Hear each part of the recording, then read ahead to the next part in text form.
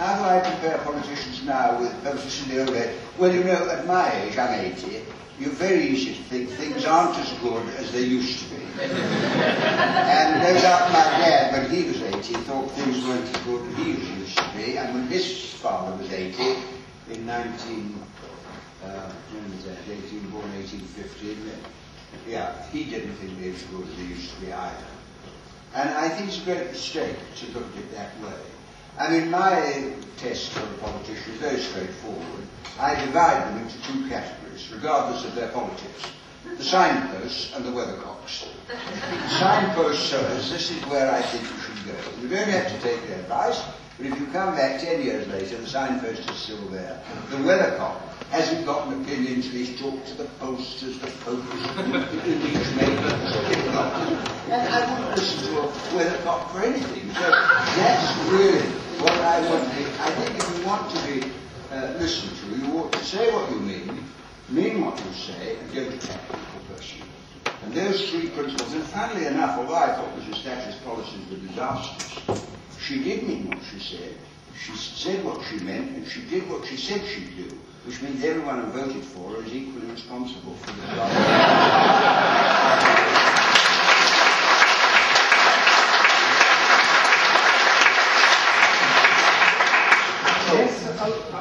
Hi. You wish to hand up to? Yeah, okay. In relation to A-level history project that I tried out on Friday, to what extent did the Bristol bus boycott lead to the introduction of the 1965 Race Relations Act? To what extent did the Bristol bus lead to what extent did the Bristol bus lead to the 1965? Well, it's a very good question. I think all the efforts that are made have a cumulative effect. I mean, I think what Paul did was brilliant. And other people were working the same area. He was well ahead of his time. And I put him in the same category as Martin Luther King, you know what I mean? I have a dream. And I think that the people who contributed, but it is, to refer back to my quote from Lao Tzu, the people have to do it themselves. And he's a classic example of doing it themselves. And the impact he's had. I mean, all these legislation and the Black History, but all flow from the fact that it was done. But remember that if you do achieve something like that, you don't want to, Paul certainly doesn't want to claim it for himself, because then you deny other people the sense that they have a part, so they don't feel committed. So every success should be shared, and every failure should be admitted to. Take the blame for what went wrong and share the credit for what went right, and then we'll do well. And that's exactly what Paul has always done. Now there's a man up here waving at me. Up. Yes, Mr. Benn, the question I want to ask you, it's as a politician, I think you might be able to help me with this one. In a country like England, where we are now, a city, Bristol, where we are now, when a person's human right has been breached and accepted by the council authority who are doing it, how does one help oneself out of such a situation? Yeah, and I must add, no. breached because I am a black man. No. Well, I mean, I think the question you ask is a very important one. When somebody suffers an injustice, how do you get it put right? And that is not confined to black people. The Irish, remember, they locked up those people who were accused Mr. of Benn, the bombing. situation I'm giving you is unique. It's right now.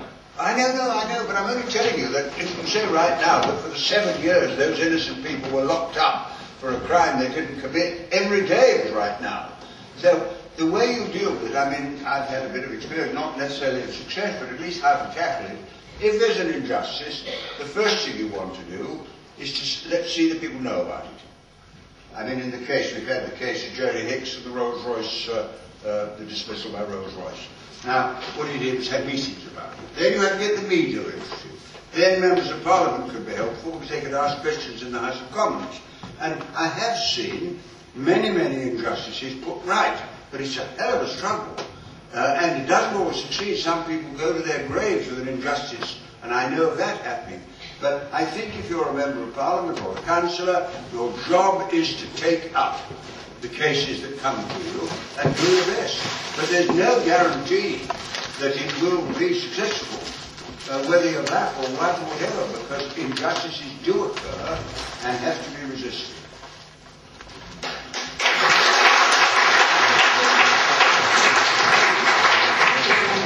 One more question, okay? One more question?